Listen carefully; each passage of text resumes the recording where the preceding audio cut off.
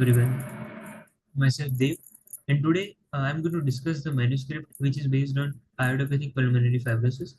In this, there is integrated plasma proteomics and lung transcriptomics study to reveal the novel biomarker.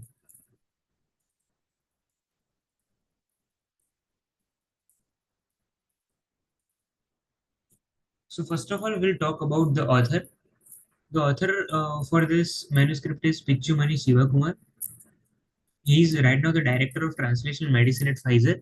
He did his master's in biotech from Madurai Kamaraj University, his PhD in biotech from University of Madras. He has extensive therapeutic area expertise in immunology, musculoskeletal, metabolics.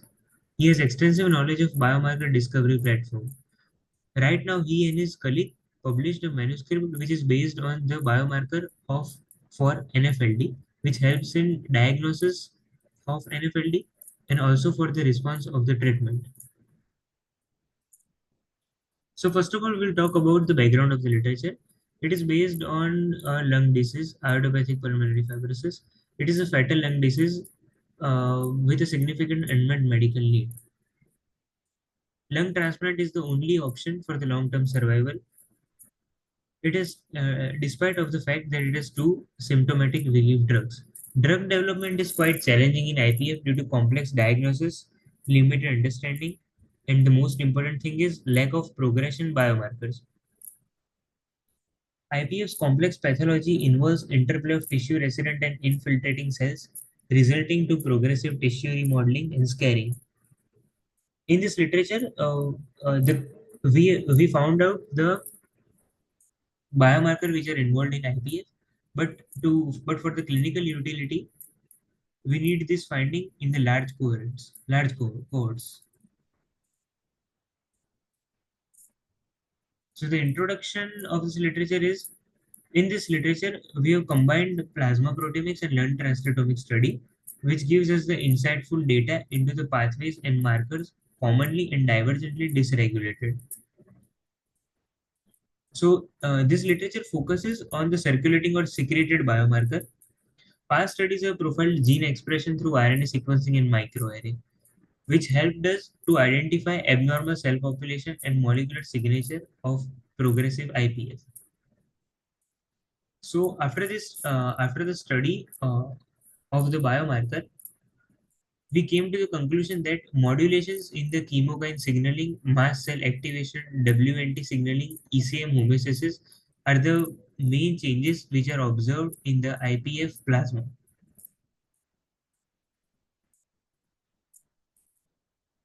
So methodology and the material of this literature is as discussed below. So we used the human subjects. We used IPF patients who are on the verge of lung transplantation. Here we took 36 subjects and acute liver injury who has quite some alveolar damage. And the third is control. Means in this, there are the subject which have no abnormality in their lungs. And we use the somalogic proteome assay through SomaScan V2 multiplex. We took the plasma sample in cited EDTA tubes and stored at minus 80 degrees Celsius. After the centrifugation, we did the proteome assay of the same. Previously, we also did the lung tissue RNA sequencing. And the third methodology which we use is ELISA. The new epitopes of the collagen 3 and 6 degradation were evaluated and analyzed through ELISA. The new epitopes are called C3M and C6M for collagen 3 and 6. So in this literature, I learned about the new instrument which is SomaScan V12 multiplex. It is a proteomic biomarker discovery platform. It measures 1033 analytes, covers broad range of proteins such as chemokine, cytokines, protease, and their inhibitors. Assay results reported in RFU, which is a fluorescence unit. So there are total 8 steps which are involved in the principle of SomaScan. First of all, this SOMAmer reagent is built from fluorophore photocleavable linker and biotin synthesis. And it contains the streptavidin beads. The instrumentation contains the streptavidin beads. The Sumamer reagent binds to the beads and captures the protein. And then unbound reagents are washed away. Bound protein are tagged with biotin. Then we provide the UV light, which leads to the cleavage at the photocleavable linker in the reagent, and the complex is again immersed back into the solution. Non-specific complex dissociate from the protein, but the specific complex remain bounded. Then we use the polyionic competitor, which is green in color, which helps in rebinding, which prevents the rebinding of the complex. Sorry, which prevents the rebinding of the complex. The biotin and the protein are captured on the new streptavidin beads,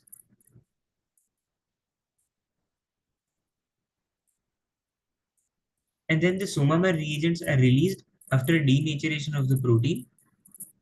The fluorophores are measured after hybridization with a complementary sequence in the microarray chip, and then the fluorescence intensity is evaluated. The fluorescence intensity is directly proportional to the amount of epitope present in the sample.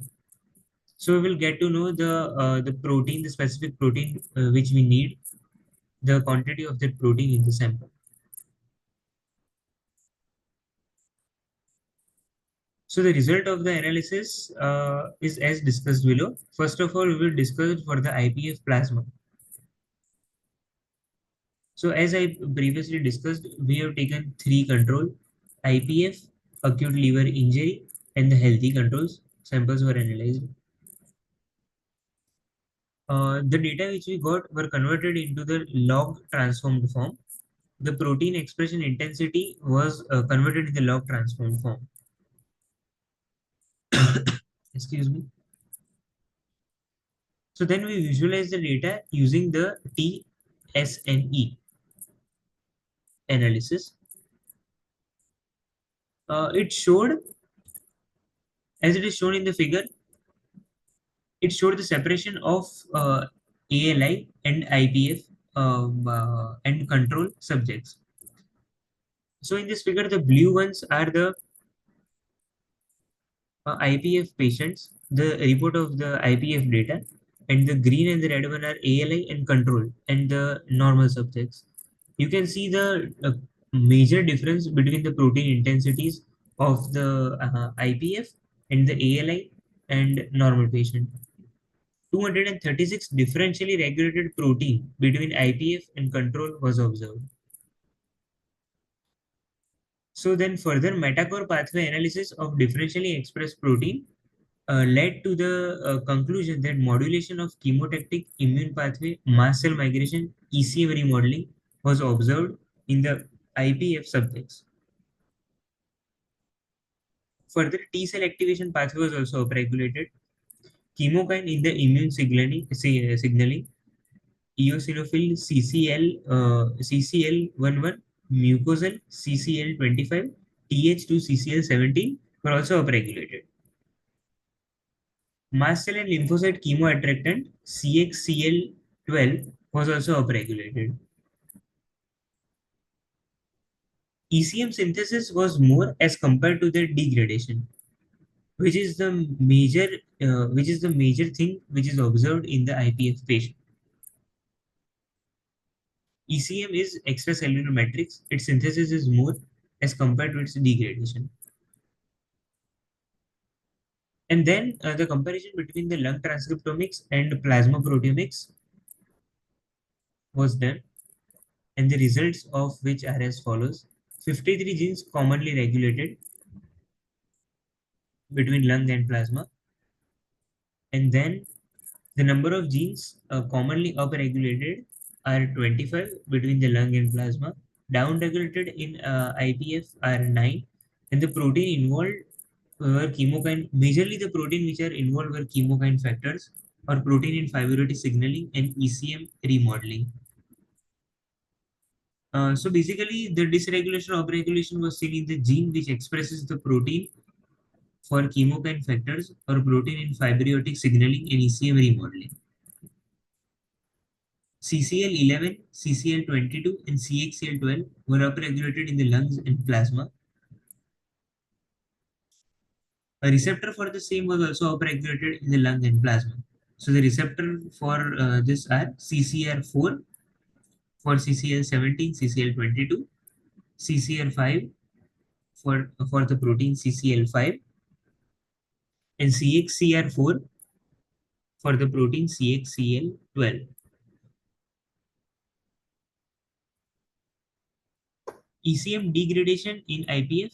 So dysregulation of the protein in ECM remodeling means the degradation of the ECM was quite less in IPF patient as compared to the other two controls. C3M and C6M neoepitopes of collagen 3 and 6 were less degraded. As seen in this graph, first of all, we have compared the C3M with control ALI and IPF. So you can see that the IPF, the value for C3M in IPF is less. Same goes for the C6M. Here also the value for IPF is less, and the changes consistent with the fibrotic disease state in our IPF cohorts. So this is the thing which leads to the fibrotic disease. This is one of the thing which leads to fibrotic disease.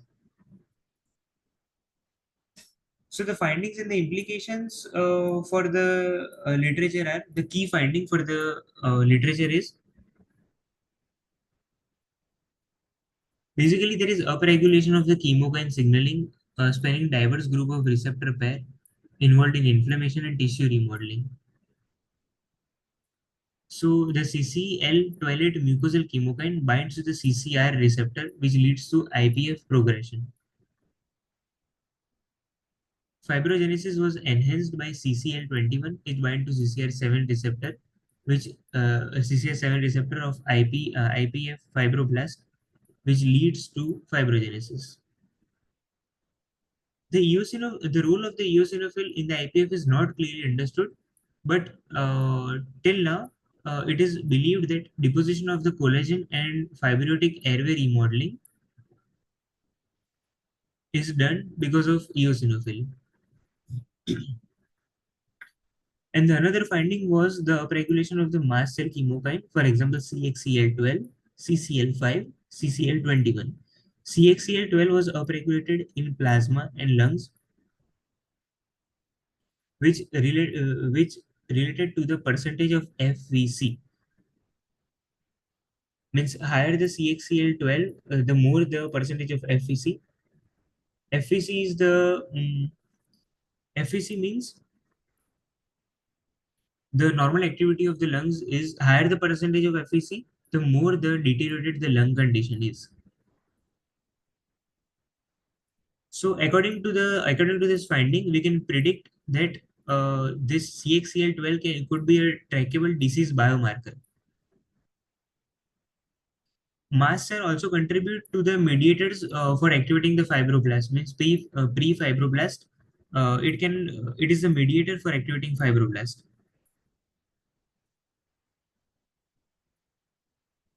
And mast cell also leads to remodeling of the ECM. The pre-fibroblast production is basically done through mast cell.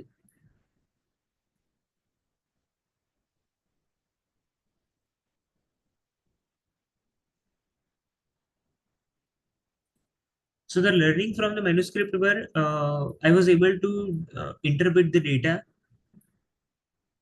Then I learned the plasma proteome assay, which was done through SomaScan, the principle of different instrumentation. I was able to summarize the complex context in a few words, and I was also able to find out the key findings from the literature, which helped me in evaluating the whole literature.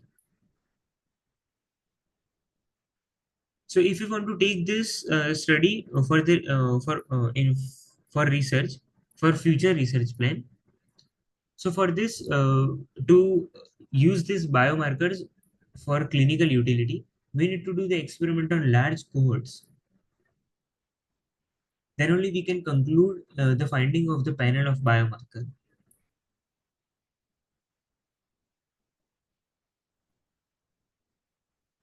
Uh, in this uh, in this research, we particularly took the subjects which are on the stage of lung transplantation. But to study it in deep, to study the biomarkers for IPF in deep, we need to include the early progressive IPF controls. Means the subjects who have IPF in early stage. So you can predict the biomarker more easily, and the result will be more accurate and more reliable. Thank you.